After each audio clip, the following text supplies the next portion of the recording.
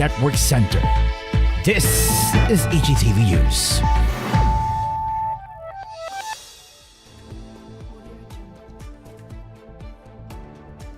Good noon. Today is Thursday, February 27, 2025. This is ITV News Midday Bulletin. I'm Oskee Walden, and here are the top stories that you need to know. For national news, COMELEC worried about election-related violence in Mindanao. The Commission on Elections said Thursday it was worried about the uptick in election-related violence in Mindanao ahead of the May 2025 polls. COMELEC Chairman George Garcia said a spike in violence in northern Mindanao, as well as in Maguindanao and Cotabato City, is worrisome, especially the victims are usually incumbent officials or candidates in the upcoming polls. Tensions in town and regional races are expected to intensify, Garcia noted, as the official campaign period for local positions begin on March 28. It's becoming clear who will be the opponent. It's their supporters who are getting angry. He said in a Teleradio Servicio interview they will be a bit hot when its campaign period begins. The COMELEC will meet the police to assess the election classification of certain areas to keep the peace and order amid the campaign period, he said. The 38 red category areas in Mindanao have not changed yet, but I think adjustments to be made now, he said. In another report that the COMELEC is seeing a spike in election-related violence as the country approaches the start of the official campaign period for local positions on March 28, Friday. In a news forum in Manila on Wednesday, COMELEC Chairman George Garcia said most of the recent ERVs happened in the province of Maguindanao and Cotabato City. Garcia admits that since the official campaign period for the local level is just about to start next month, the Commission still has limitations on how to go about certain issues related to the election. The COMELEC will meet the police to assess the election classification of certain areas to keep the peace and order amid the campaign period, he said. For the police report, CIDG nabs 2 Chinese nationals over illegal practice of medicine. From ABS-CBN News, the Criminal Investigation and Detection Group Anti-Organized Crime Unit, or CIDG AOCU, arrested 2 Chinese nationals in Parañaque City on Tuesday night for allegedly practicing medicine illegally. Around 3 p.m. on February 25, the CIDG AOCU, along with the PNP Health Service, Forensic Group, and the Parañaque City government, went inside a commercial building and nabbed 2 Chinese nationals for violating the Food and Drug Administration Act of 2009 and the Medical Act of 1959 for the illegal practice of medicine. Authorities said they confiscated from suspects some boxes of assorted medicines and drugs, medical supplies and equipment, infusion alarm, surgical instrument, a laptop used as ultrasound diagnostic system, notebooks of medical procedure, and Chinese prescribed licenses and permits required to dispense medical products, operate a medical clinic, or practice medicine in the country, the CIDG said in a statement. CIDG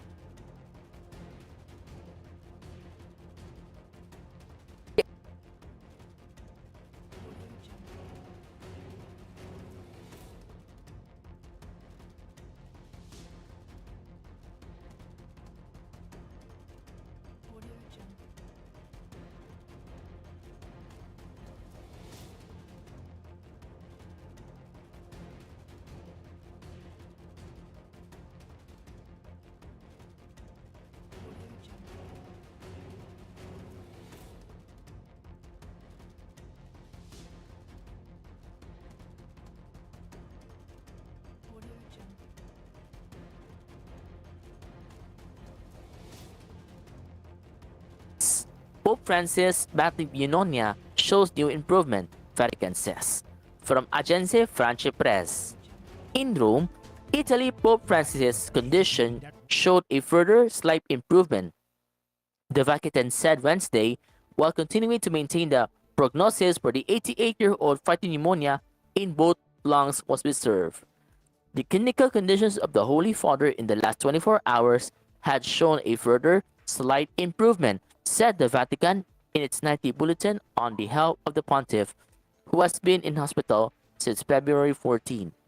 Although a slight improvement is being recorded, the prognosis remains reserved, it said. The Argentine Pope was originally admitted to Pope's Gemelli Hospital with breathing difficulties and bronchitis, but his condition subsequently deteriorated, sparking widespread concerns among Catholics. Respiratory attacks he suffered at the weekend that required high levels of oxygen and blood transfusions had not repeated, according to the Vatican, although he continues to receive oxygen and do breathing exercises. On Wednesday, the Vatican said a CT scan performed Tuesday showed normal progression of the pulmonary inflammatory condition, while blood tests on Wednesday confirmed the improvement. It also said that a mild renal insufficiency detected at the weekend had resolved. As Catholics across the globe pray for Pope Francis, doctors have warned the path to recovery could be long, with the Jesuit pontiff likely staying in hospital beyond this week.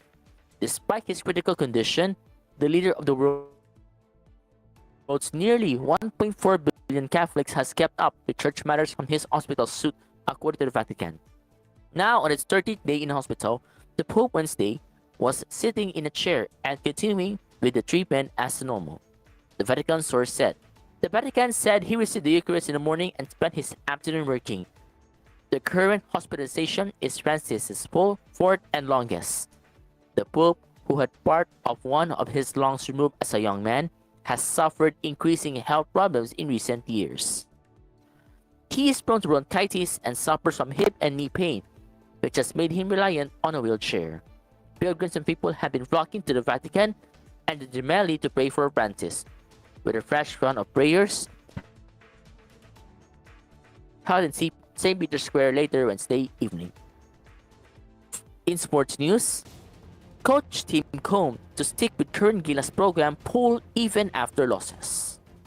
Gilas Pilipinas head coach Tim Cone is sticking with his current program and pull despite absorbing losses in the FIBA Asian Cup qualifiers and second Doha International Cup.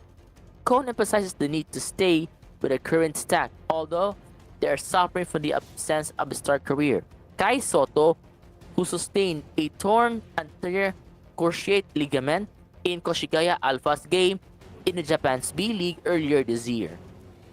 The men's basketball team had a recent tough stretch on the road, absorbing defeats at the hands of Chinese Taipei and New Zealand to conclude the qualifiers at 4-2. Before the qualifying window, they went 1-2 in the Doha tournament after asserting dominance against the home country Qatar. Gilas lost to Egypt and Lebanon in the Doha pocket tourney. At this point, no, we're not going to add to the pool. We're not going to subtract from the pool unless there's guys out there that don't want to join us anymore. Cole told reporters after his PBA team, Barangay Ginebra San Miguel, took the semis opener against Northport Batampere on Wednesday at the Araneta Coliseum. Cone believed that there could be logistical issues that may transpire in case they expand the Gilas pool. It's not easy to pull somebody out, or add a pool or get a bigger pool, There's finances involved, there's budget, there's extra travel time, more practice time, the PBA's winningest coach said. It's not as simple as just saying, okay, now to 15, 18 or 20 people. It's not that simple. And we came in the program and we're going to stick to the program as much as we can, he added. And sad news for the entertainment, Buffy actress Michelle Trachtenberg dies at 39. From Agence France Presse, Michelle Trachtenberg, the actress known for roles in series including Buffy the Vampire Slayer and Gossip Girl, has died, according to U.S. media outlets. She was 39 years old. Police said officers responded to an emergency call just after 8 a.m. local time on Wednesday, the New York Times said, where they found her in her Manhattan apartment unconscious and unresponsive. Emergency medical workers pronounced her dead without giving a cause. Police said foul play was not suspected. Citing anonymous source, ABC News reported that the actor recently underwent a liver transplant and was perhaps experiencing complications. New York native Trachtenberg began her career as a child star, with roles including the titular character in the 1996 film Harriet the Spy, which she also had credits on the Nickelodeon Kids Network, including her big break came on Buffy the younger sister of Sarah Michelle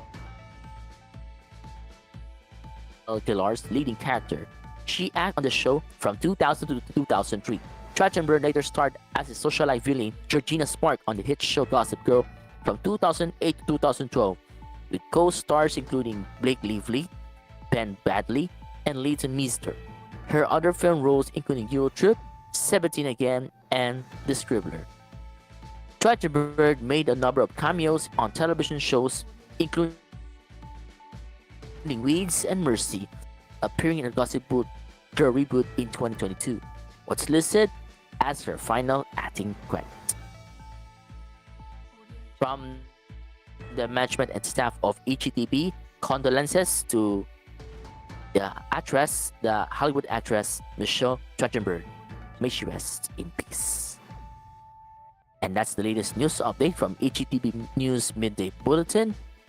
For more news updates, you may log on to www.ichitv.com.ph/news and follow us on social media sites for more news updates. From the IchiTV Newscenter, I'm Oskee Walden. Thank you for watching. We'll see you next time.